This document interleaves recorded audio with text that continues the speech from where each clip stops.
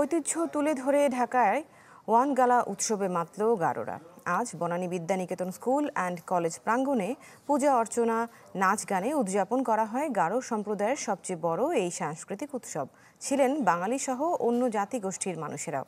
আয়োজকরা বলছেন, প্রজন্ম থেকে প্রজন্ম ধরে চলা এই উৎসব গারো সংস্কৃতি, বিশ্বাস ও একতার মেলবন্ধনের প্রতীক।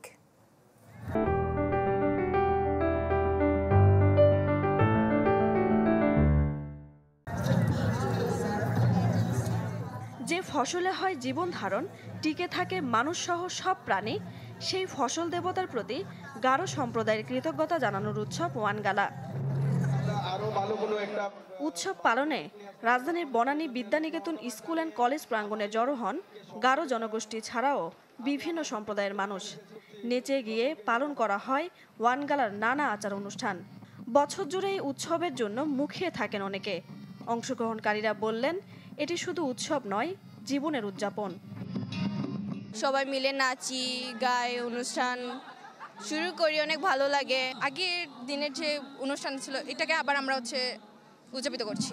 বিভিন্ন জাতির সাথে আমরা এখানে সম্প্রীতির সাথে আমরা বসবাস করি এবং এটা যেন বজায় থাকে। এরকম একটা উৎসব হলে আমরা আমাদের নতুন প্রজন্মের জন্য আমাদের যে ঐক্য সেটা আমরা ধরে রাখতে পারছি। অনুষ্ঠানের আয়োজকরা বলছেন, ওয়ান গালা গারো জীবনের অস্তিত্বের প্রতীক। প্রজন্ম থেকে প্রজন্মে এই ঐতিহ্য ধরে রাখাই তাদের উদ্দেশ্য।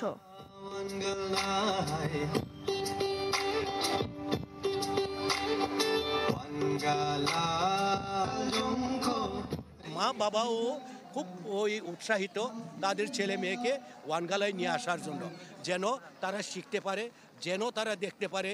এই হলো ওয়ানগালা, উদ্দেশ্য, লক্ষ্য হলো এটা। আমরা এই ওয়ানগালাটাকে প্রতি বছর পালন করে থাকি এবং আমাদের প্রজন্মের জন্য আমরা আমাদের কৃষ্টি কালচারকে ধরে রাখার জন্য আমরা এটা করে থাকি। গারো বিশ্বাস অনুযায়ী খাদ্যশস্যের বীজ দানকারী দেবতা মিশি সালজং, তার এর প্রতি কৃতজ্ঞতা জানাতেই প্রতি বছর ওয়ান গালা উৎসব পালন করা হয়।